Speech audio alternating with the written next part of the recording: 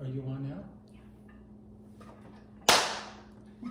That syncs the sound. All right, we're gonna go ahead and get started. So when we talked on the phone, I was driving and I didn't have time to write down all of the issues and concerns you had with Sasha. So I want to hear you explain to me what issues and concerns you have with her right now. We only have two issues. Okay. One is when she barks inappropriately to stop. And two, when she does not sit and let me pick her up when or stop when she's told to stop. Okay, so you have to chase her around a little Yes, yes, that's the only two things. We keep it very simple. bit. She looks like a good girl. So barking inappropriately and then having to chase her before you get to leash her up and take her out for a walk? Yes. Okay.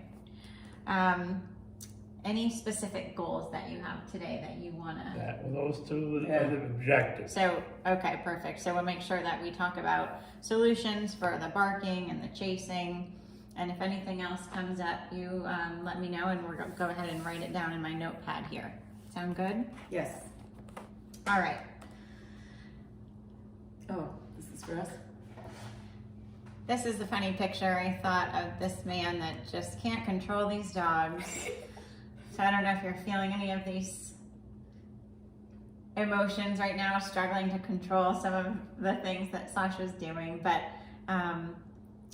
we want to be able to reverse that, right? And at the end, make sure that we're in control of the dog. We're not the one that's all tied up here.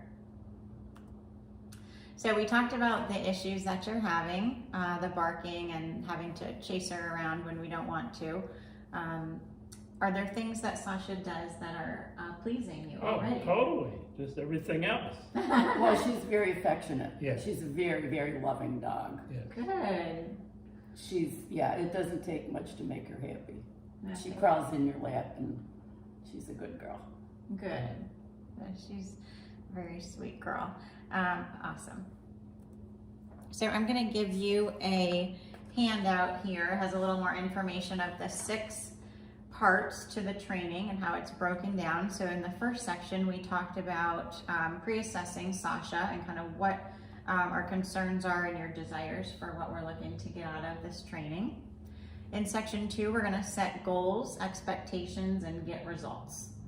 Section 3, we're going to understand more on the education part of it, the psychology behind why dogs act the way they do, their behavior, what are they trying to tell us, and how can we better communicate with them and understand the same language.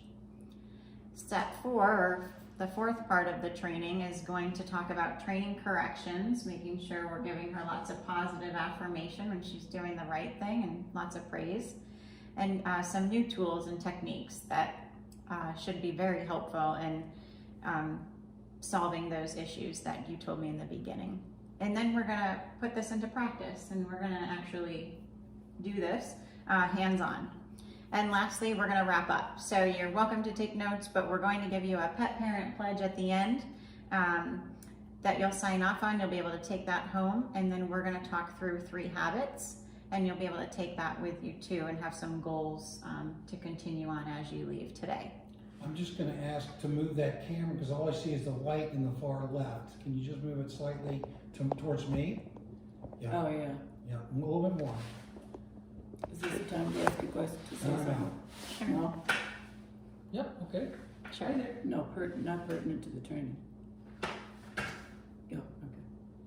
So now it's telling me my iPhone storage is full.